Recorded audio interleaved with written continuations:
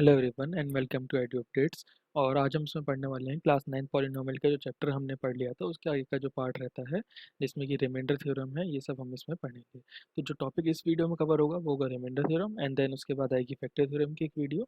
तो स्टार्ट करते हैं, ज़्यादा इसमें हम टाइम वेस्ट ना करते हुए। तो पहली चीज़ क्या है जो मैं बता रहा हूँ, मैं इसमें आपको रिमाइंडर थ्योरम इसमें पढ़नी है। अब रिमाइंडर थ्योरम में कुछ नहीं, सिंपल सी चीज़ जो आपने पहले पढ़ी हुई है, दैट डिविडेंड इक्वल होता है divisor into quotient plus remainder का। ये चीज़ आपने सबने बहुत पहले भी पिछली क्लासेस में भी पढ़ी है। तो इसके लिए जैसे मैं एग्जांपल लेता हूँ, फॉर एग्जांपल मैंने बोला 28, ठीक है, और मैं बोलता हूँ उसको डिवाइड करना है 5 से। तो इसमें डिविडेंड क्या हो जाएगा, जिस नंबर को हम डिवाइड करते हैं वो होता है डिविडेंड एंड दैट इज 28 है। और मैं बोलता हूँ उसको 5 से अगर आपको डिवाइड करना है तो 5 क्या हो जाएगा, यहाँ पे डिवाइजर हो जाएगा। अब जब हम 5 से 28 को डिवाइड करेंगे तो किस तरीके से करेंगे, 28 यहाँ पे डिवाइड बाय 5, तो कितने टाइम्स जाएगा ये, 5 times, that is 25, and minus करके 3 आएगा।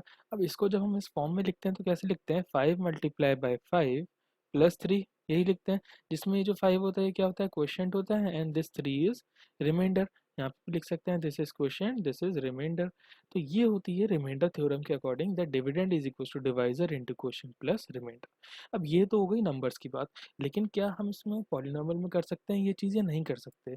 तो ये है इसमें दूसरी चीज़ कि can we divide one polynomial by another.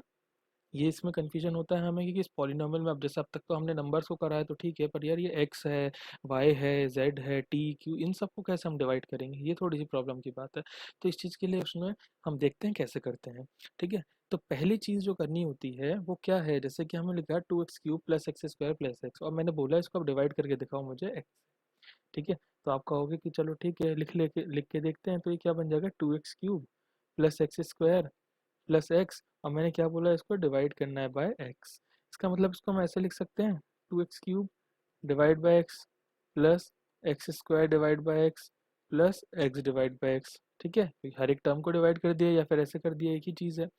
अब जब ऐसे करेंगे तो x³ का मतलब क्या होता है, x मल्टीप्लाई बाय एक्स, और डिवाइड करना है x से, इसके आगे 2 भी लगा हुआ है, और x से डिवाइड करेंगे तो भाई 2 को तो x से हम नहीं डिवाइड कर सकते ना, लेकिन x को तो x से डिवाइड कर सकते हैं।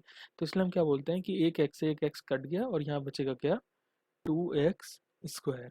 इसी तरह अब ये एक्स स्क्वायर है, इसका मतलब क्या होता है, x इंटू एक्स, और डिवाइड करना है x से, तो एक x से x कैंसिल हो गया, तो बचेगा क्या x, और यहाँ इसी तरीके से ये पूरा कैंसिल हो गया तो बचेगा क्या, 1। याद रखना 1, यहाँ पे 0 मत लिख देना, कहीं गलती से 0 लिख दो। तो देखो ये क्या बन गया है, इसको डिवाइड करने के बाद 2x² प्लस एक्स प्लस 1। तो ये तरीका होता है कि पॉलिनॉमियल को हम कैसे डिवाइड करते हैं दूसरे पॉलिनॉमियल से। ठीक है, अब इसको थोड़ा सा डिटेल वे में पढ़ते हैं। तो अभी जो हमने पढ़ा उसमें जो पॉलिनोमियल था उसको जनरली हम कैसे रिप्रेजेंट करते हैं, पी एट एक्स से, जब तक कि कुछ ना गिवन हो तो हम अपना एक जनरल फॉर्मूला यूज करते हैं, पी मतलब पॉलिनोमियल, एक्स मतलब एक्स वाला पॉलिनोमियल। तो इन जनरल अगर कभी भी आपको बोला जाता है कि पी एट एक्स और जी एट एक्स दो पॉलिनोमियल हैं, सच दैट कि जो ये पी एट एक्स है इसकी डिग्री क्या है, या तो ग्रेटर या इक्वल है जी एट एक्स से। मतलब ये जो होगा ना, इसकी डिग्री हमेशा इससे बड़ी होनी चाहिए, ग्रेटर होनी चाहिए, और इक्वल होनी चाहिए। कभी भी जी एट एक्स जो है वो इससे ज़्यादा डिग्री का नहीं हो सकता। जैसे कि मैंने बोला फॉर एग्जांपल कि पी एट एक्स मैं बोलता हूँ कि x square plus x plus 5 है। तो ये जो जी एट एक्स है ना, इसकी डिग्री क्या है, या तो 2 हो सकती है, जैसे कि एक्स स्क्वायर हो सकता है, या जी एट एक्स क्या हो सकता है, एक्स प्लस 1 हो सकता है, या जी एट एक्स जो है 1 प्लस एक्स, या कुछ भी हो सकता है, लेकिन x³ नहीं हो सकता। ये एक्स की पावर 4 नहीं हो सकती, एक्स की पावर 5 नहीं हो सकती, ऐसा कुछ नहीं हो सकता। क्यों, क्योंकि यहाँ जो डिग्री हो गई ना वो इससे बड़ी हो गई। तो हमेशा डिग्री जो होगी जी एट एक्स की वो इसके इक्वल हो सकती है, इसके कम हो सकती है। ये चीज़ बहुत ही ध्यान से नोट कर लेना, अच्छे से इसको दिमाग में बिठा लेना कि ये चीज़ हमें कभी भी गलत नहीं करनी। ठीक है, और दूसरी चीज़ जी एट एक्स जीरो नहीं हो सकता, इसका रीज़न क्या है, जैसे मैंने बोला कि x square plus x plus 5 मैंने आपको पॉलिनॉमियल बोला, और बोला कि डिवाइड करो जीरो से। जीरो से कैसे डिवाइड करोगे इसको, जीरो से तो कोई नंबर भी डिवाइड नहीं कर पाते हम, क्योंकि ये क्या बन जाता है, नॉट डिफाइंड। ये डिफाइंड ही नहीं है कोई चीज़ कि इसको हम डिवाइड कर पाएँ, इसलिए पॉलिनॉमियल को भी नहीं कर सकते।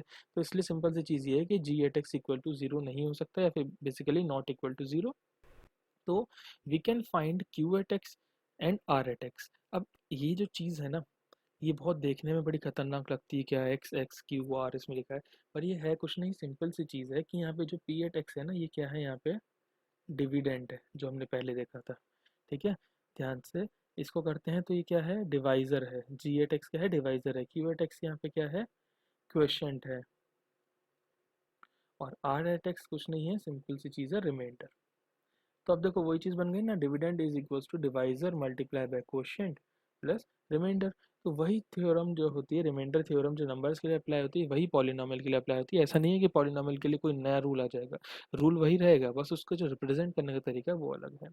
अब यहाँ पे क्या होता है, अगर r at x equal to क्या हो सकता है, या तो जीरो हो सकता है, जैसे कि नॉर्मली कोई भी नंबर आप डिवाइड करते हो, जैसे 25 करा तो हम क्या कहते हैं, मैंने क्या कहा, इसको आप डिवाइड करके दिखाओ मुझे 7 से, तो आप क्या करोगे, 7 3 से 21 लिखोगे, यहाँ पे 4 आ जाएगा माइनस करके।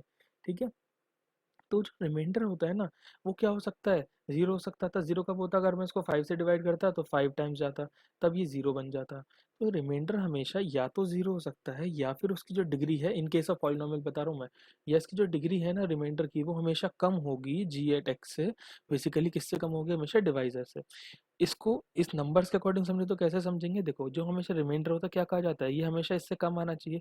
क्या कभी भी रिमाइंडर आपका 8 या 9 आ सकता था इस केस में, नहीं।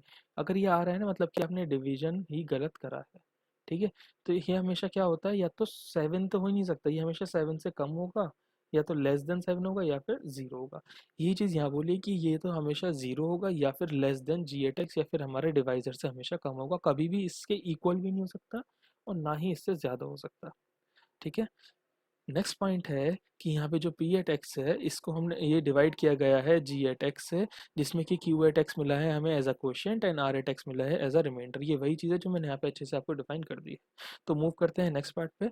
नेक्स्ट में इसको हमने फिर से थोड़ा क्लियरली डिफाइन किया है, और एक छोटा सा प्रूफ है, वो क्या है कि अगर कभी भी पी एट एक्स कोई एक पॉलिनोमियल है जिसकी degree greater than equal to, ये मैंने चीज़ बता दी है, 1 से ज़्यादा बड़ी होनी चाहिए, इक्वल होनी चाहिए, और ए कोई भी एक रियल नंबर है। ठीक है, ये नई चीज़ है यहाँ पे कि कोई भी एक ए रियल नंबर है, तो अगर ये जो पॉलिनोमियल है पी एट एक्स, इसको डिवाइड किया जाता है इस पॉलिनोमियल एक्स माइनस ए से।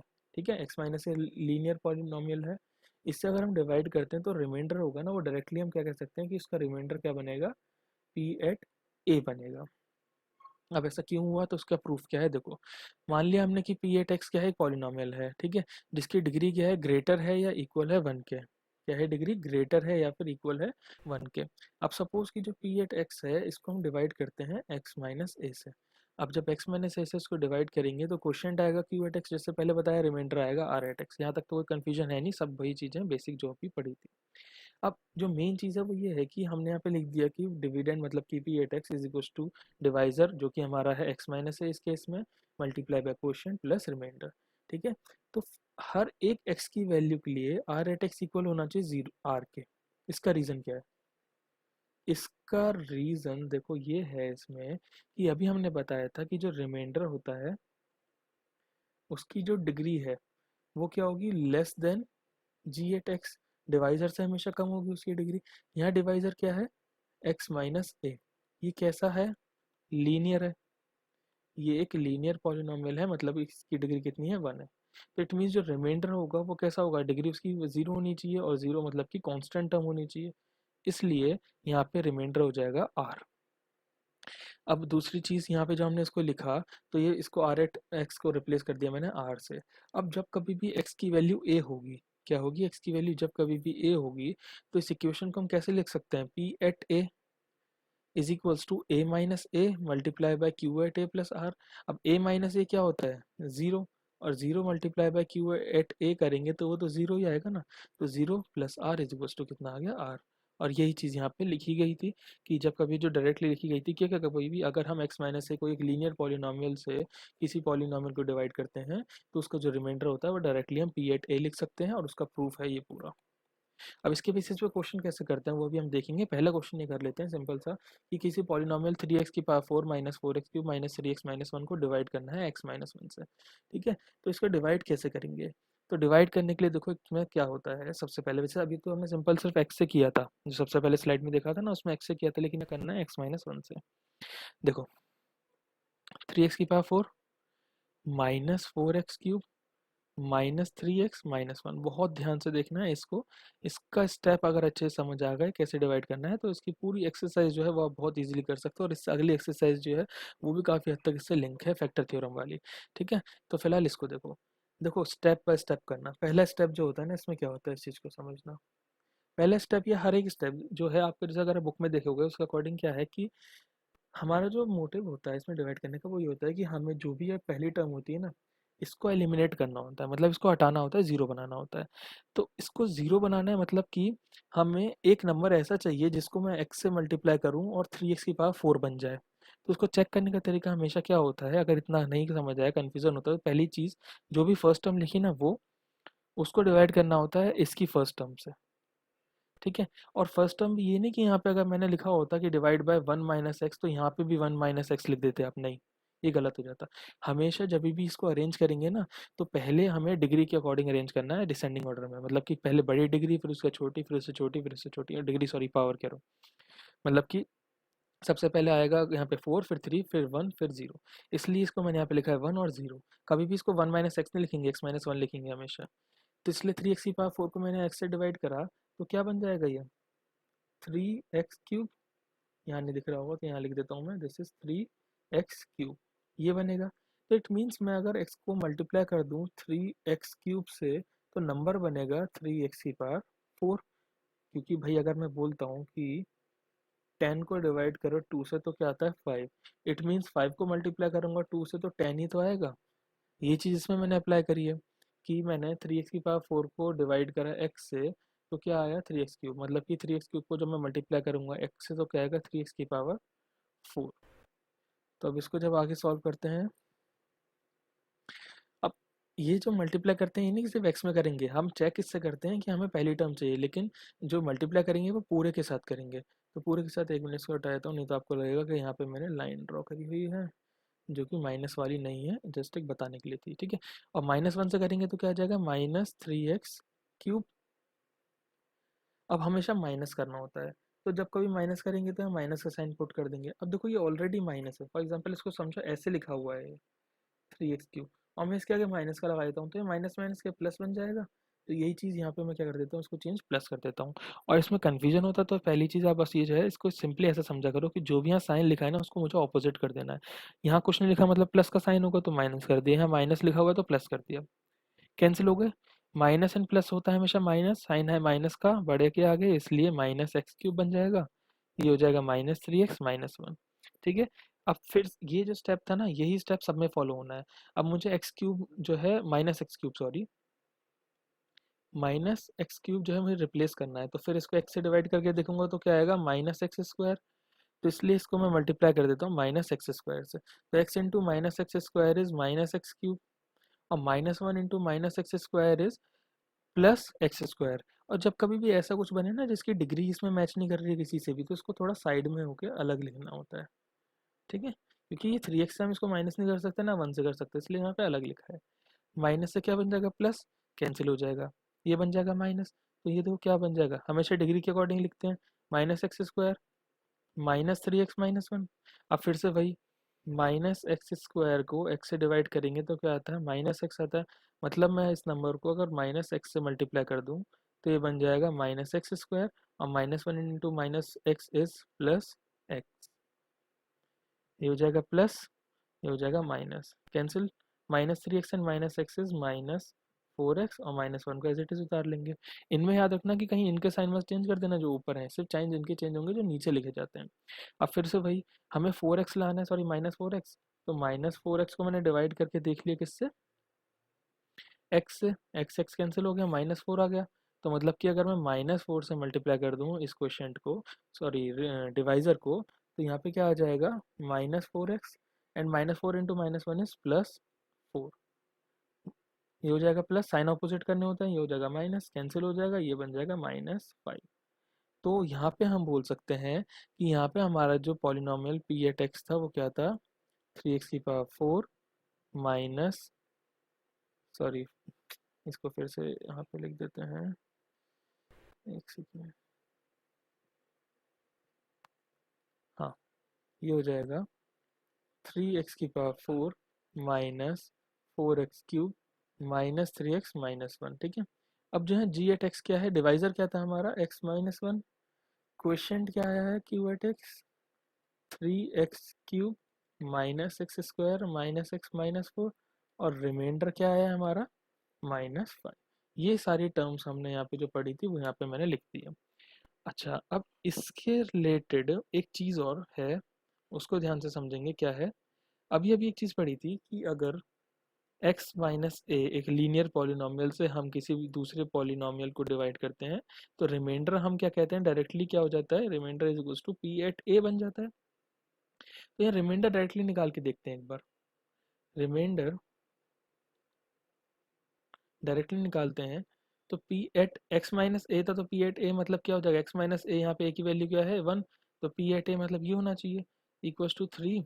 ये क्या बन जाएगा 1⁴ -4, ये क्या बन जाएगा 1⁵3 -3, ये बन जाएगा 1 और -1। अब देखो क्या बनेगा 3 -4 -3 -1, 3 से 3 तो कैंसिल हो गया, बचा क्या -4 -1 विच इज इक्वल्स टू -5। और यहाँ से भी आप देख सकते हो रिमाइंडर क्या आ गया, रिमाइंडर आ गया -5, और वही चीज़ यहाँ से आया था। तो अगर इन केस क्वेश्चन में आता ना कि सिर्फ रिमाइंडर पूछना है तो हम ऐसे भी कर सकते थे डायरेक्टली, अगर यहाँ मेंशन ना होता कि लॉन्ग डिवीजन मेथड से करना, अगर मेंशन होगा फिर तो कोई चॉइस नहीं, आपको करना ही पड़ेगा, बट नहीं है तो आप ऐसे कर सकते हैं, ठीक है। चलो नेक्स्ट क्वेश्चन की तरफ मूव करते हैं। नेक्स्ट क्वेश्चन है check whether the polynomial q at t is equals to 4t³ plus 4t square minus t minus 1 is a multiple of 2t plus 1। इस क्वेश्चन को करने से पहले एक चीज़ समझाता हूँ आपको। जब कभी भी बोला जाता है फैक्टर मल्टीपल तो वो कब होता है, जैसे कि मैंने 12 का एग्जांपल लिया तो उसमें फैक्टराइज करके क्या लिख सकता हूँ 1 इंटू 2 इंटू 3। मतलब कि 12 को अगर हम 2 से डिवाइड करें तो कम्प्लीटली डिवाइड हो जाता है, 3 से करें तो भी कम्प्लीटली हो जाता है, या फिर 2 इंटू 2 4 से करें तो भी हो जाता है, 2 इंटू 3 6 से करेंगे तो भी हो जाएगा। इस तरीके से ये हम बोल सकते हैं कि ये सारे इसके क्या हैं, फैक्टर्स हैं। हाँ, ये इसके फैक्टर्स हैं। इसी तरीके से हम और क्या बोल सकते हैं, या फिर अगर हम जैसे इसको 2 इंटू 3 जो है 6 था, अब 12 को अगर हम 6 से डिवाइड करेंगे कम्प्लीटली डिवाइड हो जाता है, तो ये भी बोल सकते हैं हम कि 12 इज मल्टीपल ऑफ 6, ठीक है। एक ये चीज़ बोली जाती है। यही चीज़ फॉलो होती है पॉलिनोमियल के साथ। पॉलिनोमियल के केस में क्या होता है, अगर कोई एक ऐसा पॉलिनोमियल है जो कम्प्लीटली डिवाइड हो जाता है दूसरे पॉलिनोमियल से, इट मीन्स कि जिसको हमने डिवाइड किया है, मतलब कि अगर हमने पी एट एक्स को डिवाइड किया है जी एट एक्स से, तो अगर ये कम्प्लीटली डिवाइड हो जा रहा है, रिमाइंडर 0 है, तो दिस इज क्या, मल्टीपल। ये मल्टीपल बन जाता है किसका, इसका भी और क्वोशिएंट का भी। दूसरी चीज़ ये भी बोल सकते हैं कि ये इसके फैक्टर हैं, ठीक है। तो ये चीज़ हमें फॉलो करती है, और इसी के बेसिस पे हम इस क्वेश्चन को भी सॉल्व करेंगे। तो इस क्वेश्चन में तो क्या बोला गया है कि जो अभी हमने जो चीज़ बताई उसके अकॉर्डिंग यहाँ पे बोला गया कि ये जो पॉलिनोमियल है ये एक मल्टीपल है 2t+1 का, ये हमें चेक करना है। तो अगर ये इसका मल्टीपल है, इट मीन्स इस पॉलिनोमियल को कम्प्लीटली डिवाइड होना चाहिए इससे। It means if 2t+1 is factor और q at t is multiple of 2t+1। ये भी तो हो सकता है ना कि 2t+1 इसका फैक्टर है, ये भी बोल सकते हैं हम, या फिर ये इसका मल्टीपल है। तो या तो ये इसका फैक्टर है या फिर ये इसका मल्टीपल है। इसको होने की कंडीशन क्या है कि q at t is completely divisible by 2t+1, इससे कंप्लीटली डिविजिबल है। इसका मतलब कि रिमाइंडर क्या होना चाहिए इस केस में, 0। रिमाइंडर 0 होना चाहिए। अब इसके दो तरीके हैं करने के। पहला तरीका ये है कि हम इसको करते हैं लॉन्ग डिवीजन मेथड से, और दूसरा तरीका ये है कि हम यहाँ से t की वैल्यू निकाल के इसमें पुट कर देते हैं और फिर देखते हैं कि क्या इसके ये पॉलिनोमियल 0 के इक्वल होता है नहीं होता। क्योंकि अगर ये कंप्लीट डिवाइड होता है इसका मतलब ये भी होता है ना कि ये इसका 0 भी बन जाएगा कब, जब 2t+1 इक्वल्स टू अगर हम 0 पुट करते हैं तो t की वैल्यू क्या आती है -1/2, और ये t की वैल्यू अगर ये इसमें पुट करने पे ये पूरा q at t 0 बन जाता है।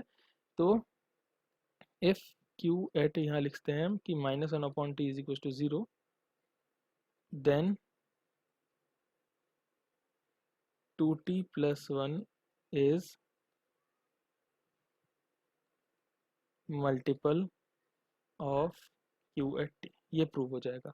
तो इसको करते हैं हम 4, यहाँ पे रखेंगे हम -1/2 का क्यूब +4, यहाँ रखेंगे -1/2 का square minus in brackets -1/2, this is -1। ये क्या बन जाएगा, 4 multiply by -1/8 plus 4 multiply by 1/4, ये बन जाएगा +1/2 एंड दिस इज -1। इससे कैंसिल हो जाएगा 2 टाइम्स, तो दिस इज -1/2 प्लस ये 4 से 4 कैंसिल हो जाएगा +1, दिस इज +1/2 एंड -1। -1/2 से ये कैंसिल हो जाएगा, +1 -1 कैंसिल हो जाएगा और ये हो जाएगा 0। इट मीन्स कि Q at t is equals to Q at -1/2 is equals to 0 हो गया।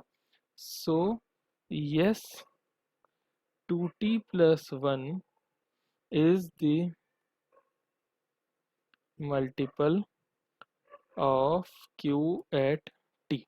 ये इसमें प्रूव हो गया। अब इसका जो दूसरा तरीका है वो यही है कि इसको आप लॉन्ग डिवीजन मेथड से जो भी हमने पीछे करा था वो करके देख सकते हो, और लॉन्ग डिवीजन करने पे अगर ये डिवाइड होने पे रिमाइंडर 0 आता है तो भी हम ये डायरेक्टली कह सकते थे कि ये इसका मल्टीपल है या फिर ये इसका फैक्टर है, दोनों चीज़ें। दूसरे तरीके से भी क्वेश्चन आ सकता है, इसको ध्यान रखना। यहाँ तो मल्टीपल लिखा हो सकता है, बोला जाता है कि check whether 2t + 1 is the factor of Q at t, तब भी हम सेम प्रोसेस करते हैं, तब भी इसमें कोई चेंज नहीं होता। ठीक है, तो इस वीडियो का ये हमारा जो टॉपिक है पूरा कंप्लीट होता है, और उसके बाद इसकी आप एक्सरसाइज को ट्राई कर सकते हो। बाकी इसके क्वेश्चंस और हम करेंगे आगे आने वाले पार्ट में, लेकिन पहले करेंगे इससे फैक्टर थ्योरम नेक्स्ट पार्ट में, जिसमें कि हमें स्प्लिटिंग द मिडिल टर्म से फैक्टर्स ढूंढने का पढ़ना है और कैसे इसको करा जाता है, आइडेंटिटीज वगैरह पढ़ेंगे। तब तक के लिए बाय बाय, टेक केयर, और आप अपना ध्यान रखें और इस क्वेश्चन को करते रहें। Thanks for watching, please like share and subscribe and keep studying. Thank you.